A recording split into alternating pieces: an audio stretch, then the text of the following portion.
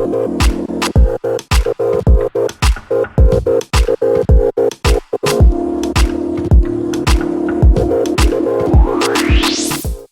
there, and welcome back to Nail Chronicle. This week I'm putting the outdoor tiles on my nails. I know it sounds a little bit weird, but it was the only name I could come up with once I created this design.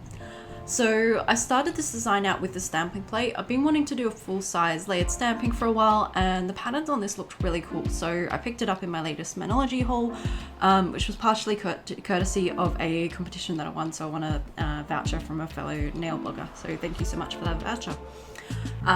So I started out with just sort of applying the first layer, which I decided was going to be the bottom one because I wanted to put the outline over the top of everything else.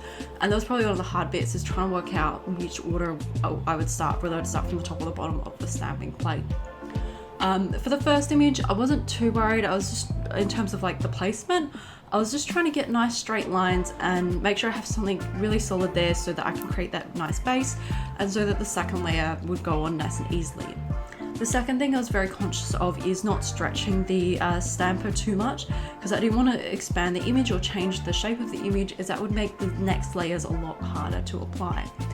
So I moved on and put the second one on and just lined it up as best I could.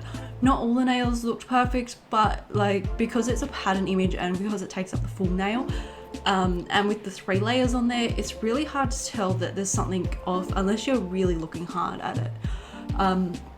So even with the 2 layers, I was almost tempted to just leave it at 2 layers because it actually looks pretty cool still. I thought I'd try the third layer with the dark blue, and it just brought everything together, and I'm really glad I kept going and did that 3rd layer. The other sort of annoying thing with this one is because I used the same pattern, I had to clean my plate between each nail. So it did take a little bit longer for that aspect of it, but I think it was worth it, and it was still a lot quicker than doing like reverse stamping that I've done in the past. I think the biggest tip I can give you with this one is, 1, to start with a larger image. I found it so much easier than the small images. And 2 is to take your time. If you're not sure and the image ends up drying, at least it's dried and you haven't accidentally put it on your nail and stuffed up the whole image. So to take your time, go slowly with it. On my first one that I stamped on this, I was for some reason thinking that the second image would go over the top of the first image, like the layers, it would layer over the top, but it's actually a case of it fits in between, and it took me a moment to sort of look at it and go, I know this doesn't look right, how do I fit this on my nail? By that point, and by the time I worked it out, it had dried, so I just decided to clean off my plate, grab the image again, and keep moving forward. At least I hadn't damaged the nail, and I didn't have to start from scratch after I'd stuffed it up. So this is the layered stamping technique. It's easy, but it's hard. It's easy in terms of you're just using the basic stamping, but it's really hard to line up all the images and get them nice and neat. So I guess, yeah, just take your time, go slowly, be easy on yourself, and practice as much as you can.